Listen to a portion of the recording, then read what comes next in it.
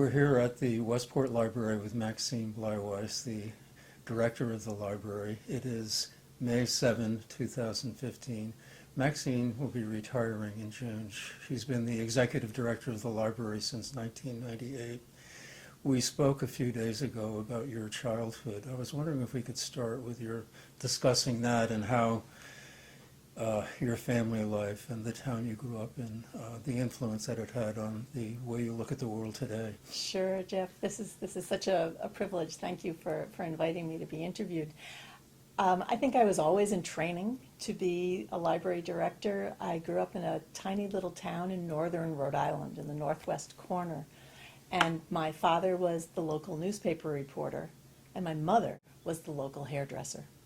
So our community just came alive inside our house as the phone rang and the people streamed in, and I would often eavesdrop on the door that was between my mother's salon and our living room. And I learned a lot, and I watched my father, through his journalism, turn that into a community. Often he would be called out at night for a fire, and he would the next day gather together the Lions Club, which was the service organization that he founded in the town, to gather together to come up with a fundraiser for the family who no longer had a home or lost all their clothing or were in dire straits. So it was the perfect beginning for me. You've been described as a maverick and a risk taker and an innovator. You're this year's recipient of the Charlie Robinson Award, which goes to a librarian who has been very distinguished as an agent of change in public libraries, as a director of public libraries. Now, you told me that your father was Jewish and your mother Catholic in a town where that kind of a marriage was unheard of. Did that have anything to do with your being a maverick today? I think it did. I think it branded me as a little different from the moment I was born. I didn't know anybody else who had parents with those two religions, and they always respected each other. It was the best part of my growing up, was to watch that beautiful mutual respect that they had. But it allowed me to be in a safe place to be different. And that gave me, I think, a certain amount of confidence to leave that little tiny place and go out well beyond that. It just, I would just go back into my watching how my father was or wasn't accepted in the community and how he reacted to that and how he pretty much held his head up high. And that told me that it was okay. It was okay to be different. So it gave me lots of confidence, I think. Good. You gave an interview a few years ago with a magazine writer, and you said something very interesting concerning your vision of the way you wanted the Westport Library to be perceived. You said it should be Apple Genius Bar meets MIT Lab meets Chautauqua. That's quite an interesting comment. Could you tell me what that means and how you came about, how you arrived at that vision of a library? You know, Jeff, I think it's a recognition that we all need something different in our community life as we're continuously learning. So sometimes we need a place that is welcoming no matter how we're feeling that day, and we don't really want to talk to anybody, but we want to know we're part of a bigger community. So that's kind of the sanctuary part of the library. That might be what Chautauqua gives us. But you know, at any moment you can have a really vibrant conversation with somebody who may be sitting right on the side of you that you've never met before. So that's that. MIT Media Lab means the library should be an incredible thought incubator, a place where ideas emerge and there's no possibility that you're going to be graded or can fail. Failure is a four-letter word in a public library. Everybody has an opportunity to go far with their thinking and feel good about it.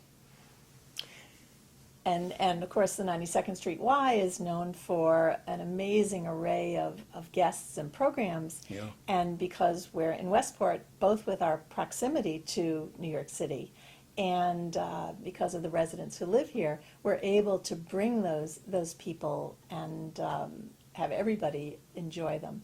And then we can go beyond that because we've always podcasts or recorded their talks. So those talks go out to the internet. So the Westport Library has become a content provider to the world. You mentioned the 92nd Street Library, which has, as you said, a wonderful array of programs, programs where people will discuss all kinds of subjects, culture, art, history. I remember years ago getting one of the newsletters from the library, and it said that you were going to have someone from the history faculty at Yale discussing Roman history. And I thought, wow, this is my kind of library. And you mentioned Thought Incubator and people actually writing books here at the library. How does that happen? Oh, it happens beautifully. Writing is a very solitary endeavor. So often people want to be motivated by just getting up, getting dressed, and getting out of their space to a space that really embraces what they're doing and stimulates what they're doing but doesn't intrude into it. So we have been so lucky. In fact, all the books behind me were written by Westport authors, not all here in this library, but many.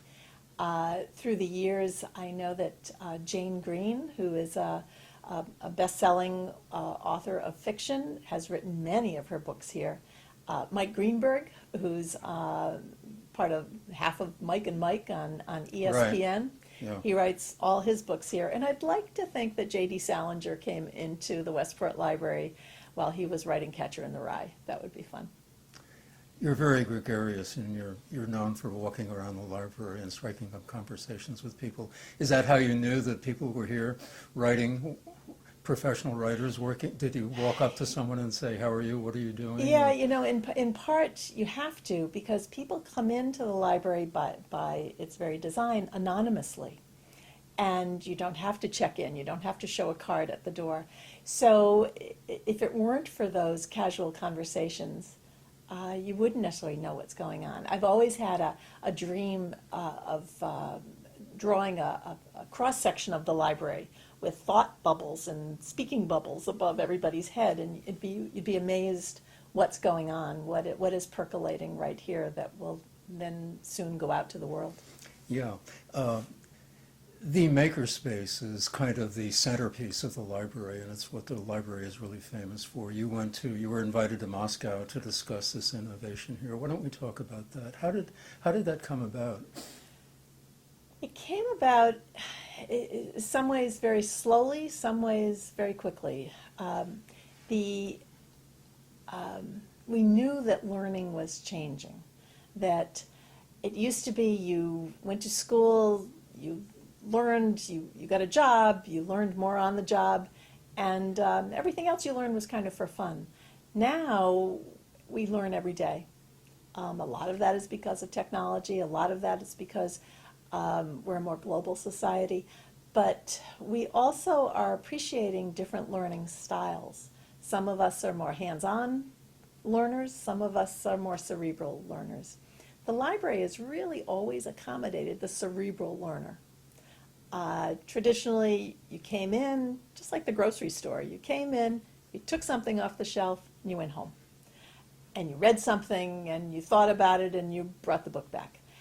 The library now is more like the kitchen, where you may arrive with some ingredients, and you can work together to put it together. And this, of course, is alongside the other way of learning.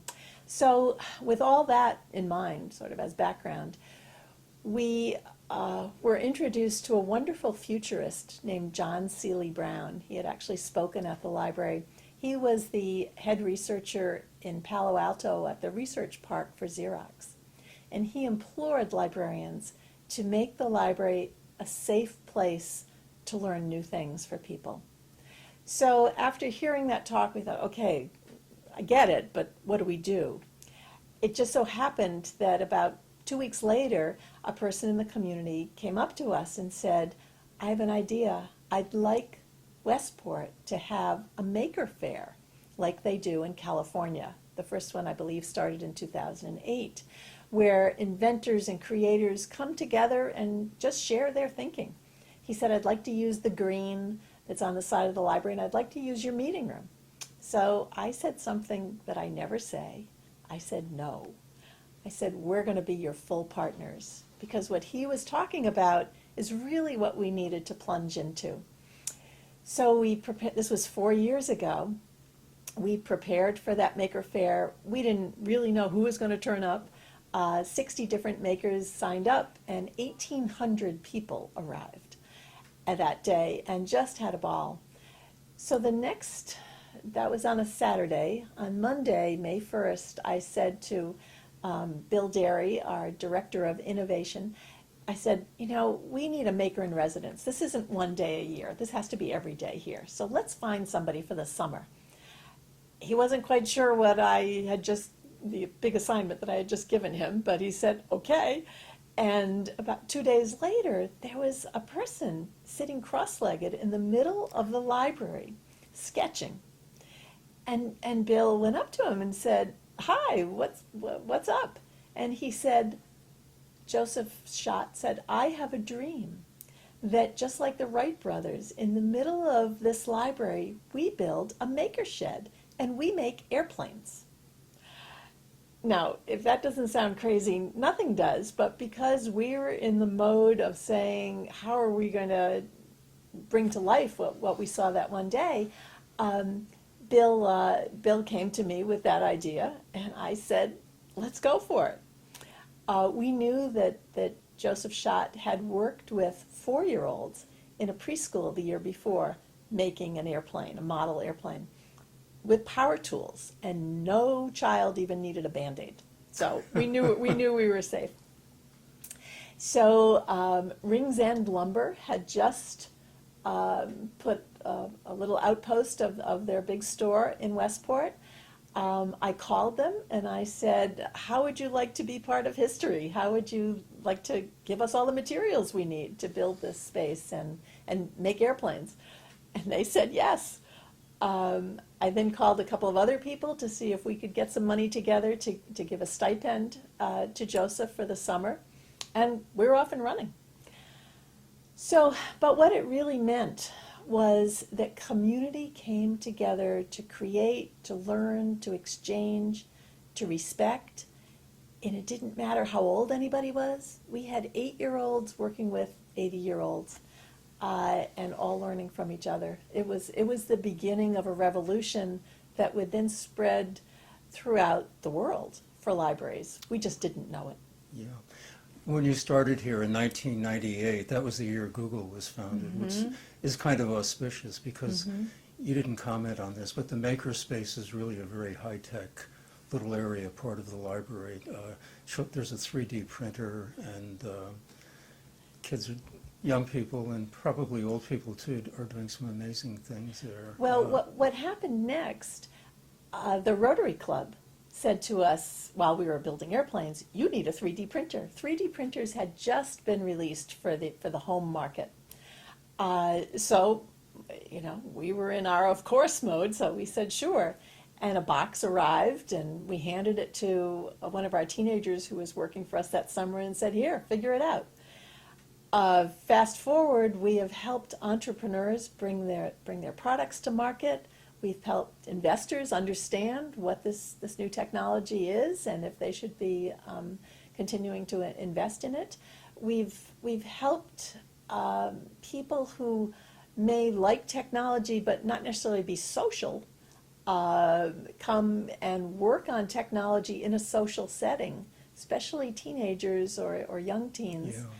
In what can be a very awkward stage of life, and interact with people and teach. So it's so many things have happened right in that space. So this is the MIT lab. Yes, this is the MIT And the Genius, the Apple Genius Bar, I only learned this recently. You can come in here, and if you're having a problem with your laptop or if there's something you'd like to be able to do and don't know how to do it, you can get help here from That's right. from either one of these teenage volunteers or you have a professional on staff. That's who's right. The technology. You know, it's kind of funny, Jeff. It used to be people would come in and say, "What do I read?" And then all of a sudden, as soon as Kindles came out and e-readers came out, people were coming in. And their biggest question was, "How do I read?"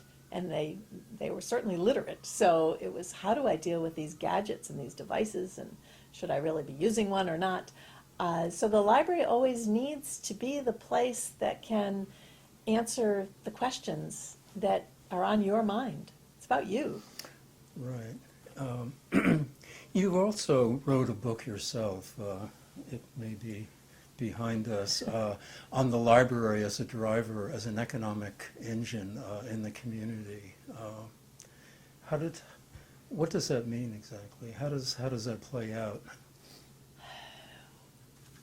The library as a place to get information is critical, and I think that many of us think of it as the place where we wrote a paper with those index cards and reader's guide and highlighters.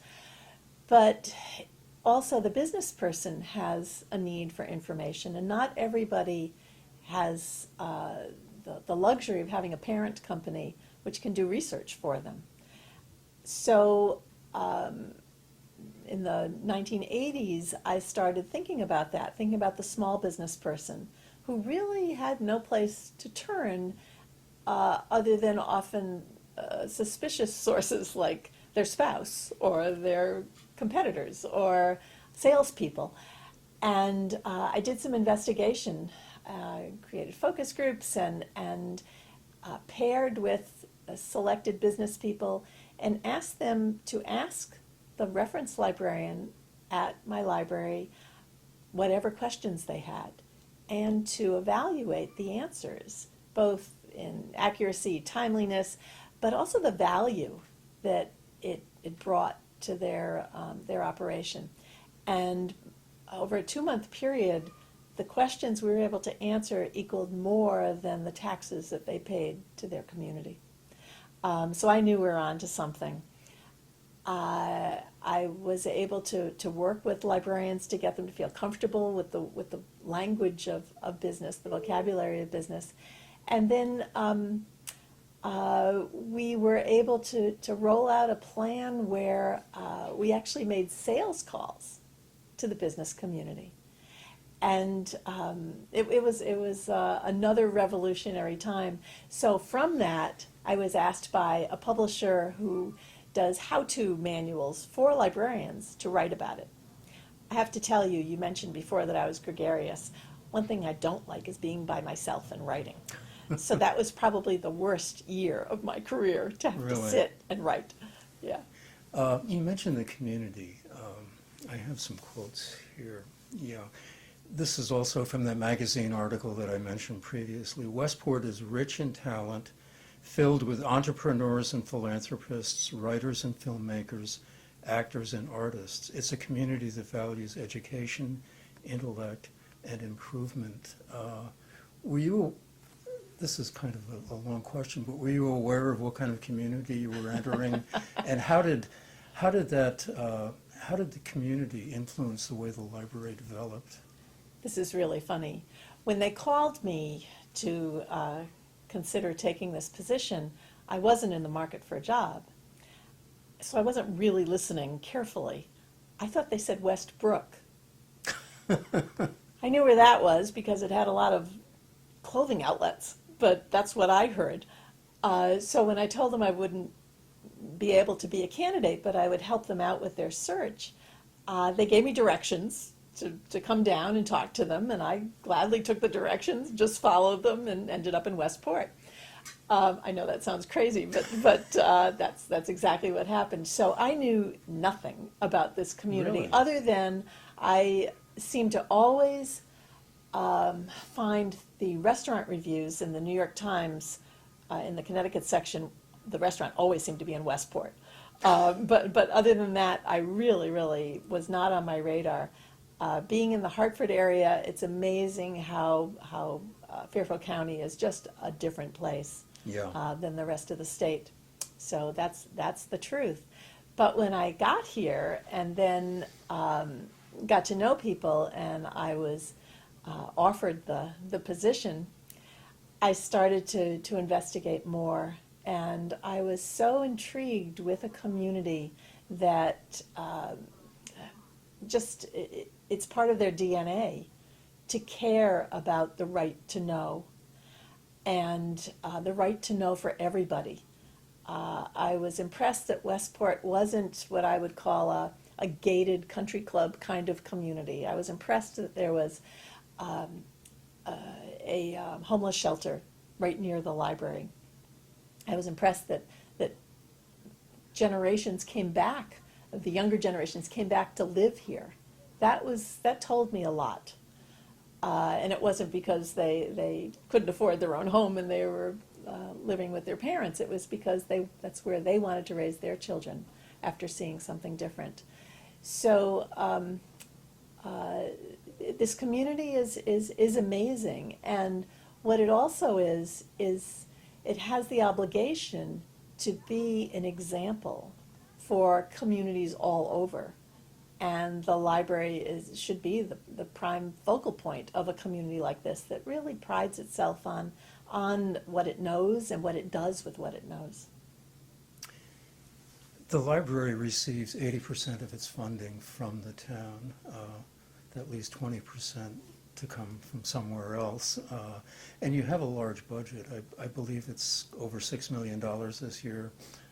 Is that correct? It's a little under that, A little 5.7, right? But that leaves about $1 million to be raised from does. other sources. It does.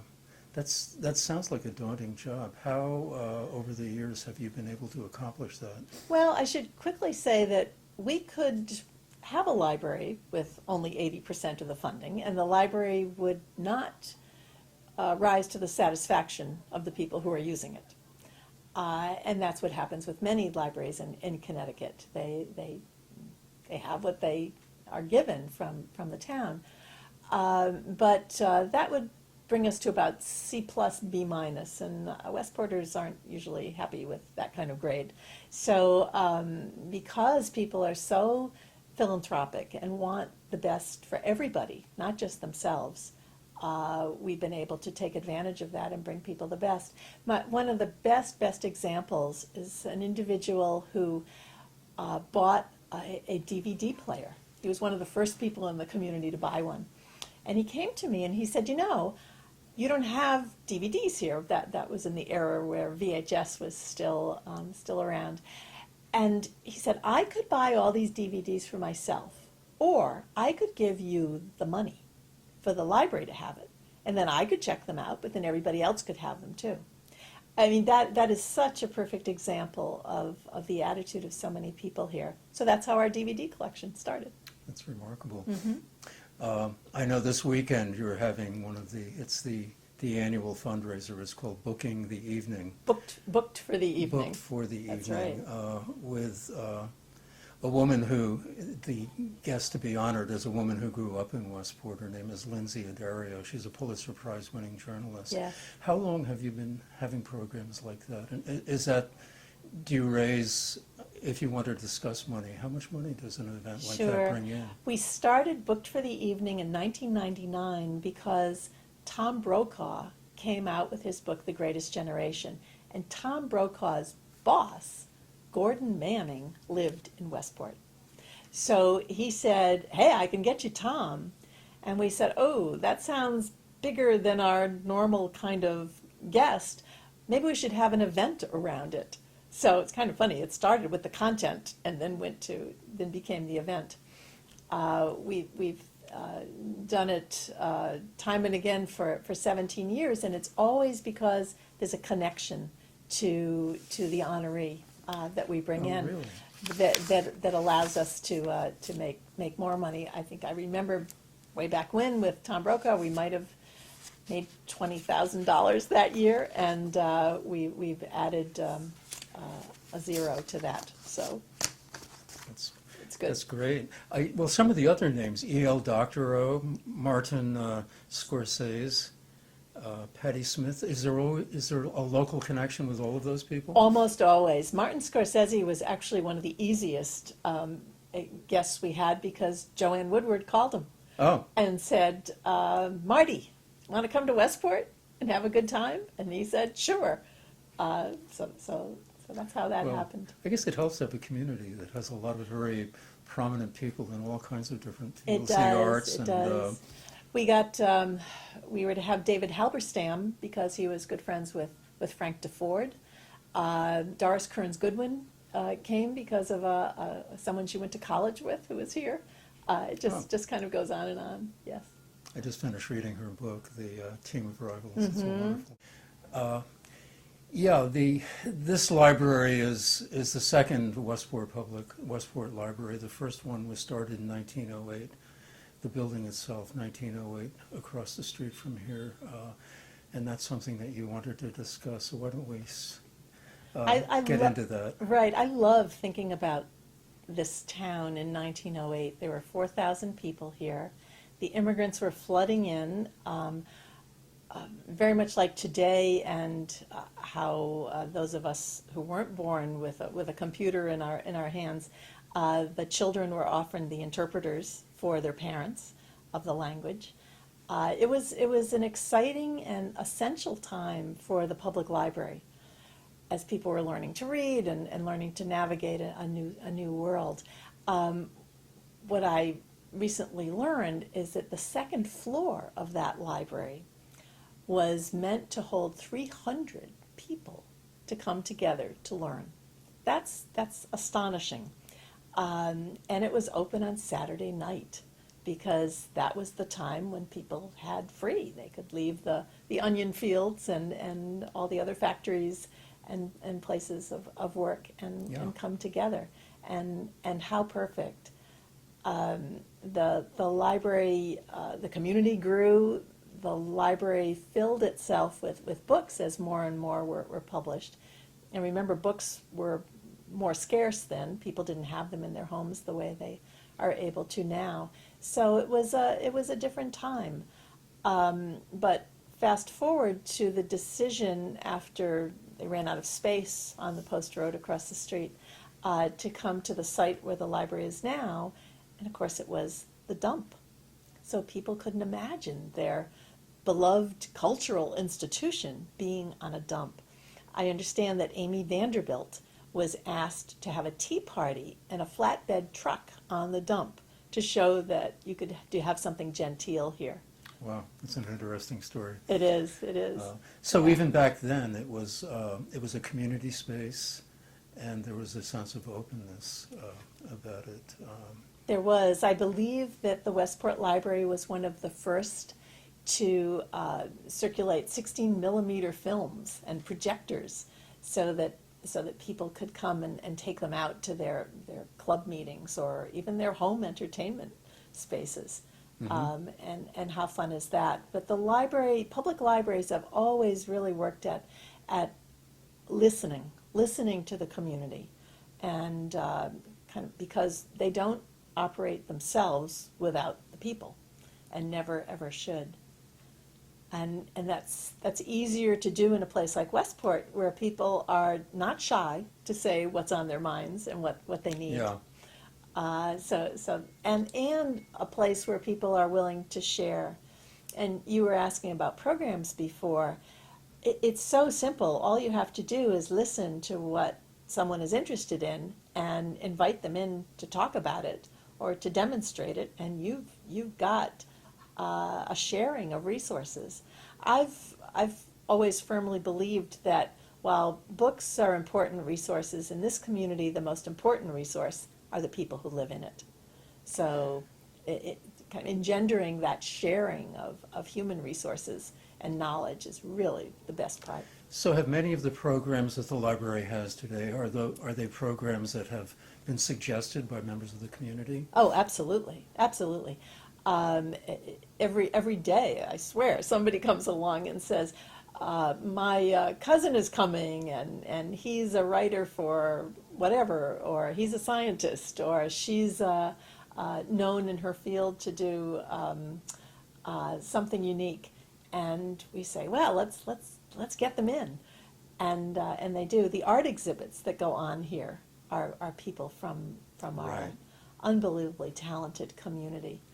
And, one of the most, I think, special things about the public library is, unlike school, where you're slotted in with people who are the same age as you, we're agnostic in terms of who's coming together and learning together.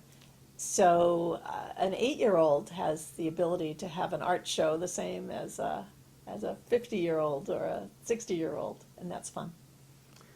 You had a program here sometime in the last year, and there were two preteen girls who had created their own, I think it was an invention. One had made a pair of shoes that had all kinds of electric devices attached to them. It was I think it was wearable technology that was Yes, the yes. idea.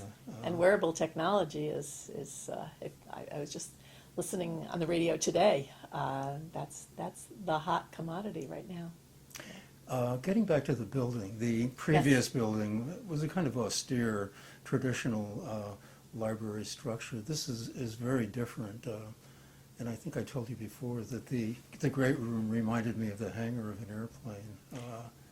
It does. And back in the mid-'80s, when this space was conceived, remember, well before Google, well before we were all connected in other ways, but also well before people came to the library to spend a lot of time and learn together, unlike back when they did in 1908. So the acoustical properties of that great hall weren't as bad as they have come to be now, because people come with the expectation that they might have a really exciting conversation with somebody where they're going to learn something. And unfortunately, everybody gets to hear that conversation if you want to or not. So, so this structure has always battled that space. I've always said E.F. Hutton missed a big opportunity to have an ad here, because a whisper becomes a shout.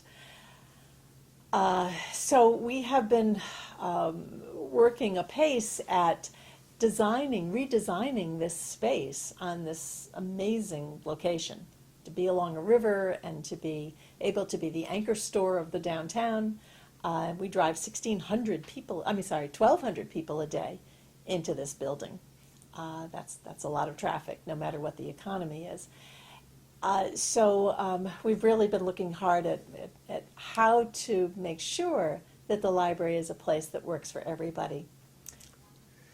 The library is going to launch a major building program. Could you tell us a little bit about that? Sure. It's going to happen after you leave here, but well, everything's set in place. I have worked with an architect now for 3 or 4 years, really exploring the best library spaces around the world, not just locally. We've taken a lot of influences from Holland, from Denmark. They are way ahead of us in thinking in terms of library spaces, and really listened to the community and observed what the community is trying to do but is unsuccessful. Because right now we turn away upwards of 1,000 people a month who want to use this library space because we don't have the proper space for what they need. But the biggest space, that big Great Hall airplane hangar space that you were mentioning, that's the least used space. So it makes no sense to have lots of space that's unused and other spaces be way, way, way overused. so will this new space, and it's, I don't know how many, is it going to double the size of the library? I don't know, but will it be primarily for special events? It will be meant to be very flexible space. So every space can do double and triple time. Be one thing in the morning, be one thing in the afternoon, be one thing on the weekends. Can be open on Saturday night, just like it was in 1908. If it wants to, it would fill in a lot of that big middle space, which really doesn't get us anything. It would still let lots of the wonderful light in, and it would damper the noise, which is so lively right now, and make that much more controllable. It would create a brand new beautiful entrance on the Jessup Green side, which would make the green and the library activity work much better together Mm-hmm. and would function beautifully. We're kind of at the end of life for the infrastructure that supports this library, meaning the heating and ventilating system, which has seen far better days. So we'd have to replace those kind of practical things anyway. So it's great timing. Do you envision the library as eventually becoming a place where there are a few actual books and it's almost all electronic or digital? No, I don't. I think we're learning a lot about how we learn. And what we know is that the more senses that are used while we're learning, the better we're learning. So the tactile part of a book, the smell, the feel, those are all important. And the book industry has recently done research and found that the most successful electronic books are in the form of fiction, where you start and you keep going until the end. Whereas the books that you flip back, you need to refer back for information, whether they're travel books or reference kinds of books. People don't like them in e-format as much. So I think that books will be there for quite a long time.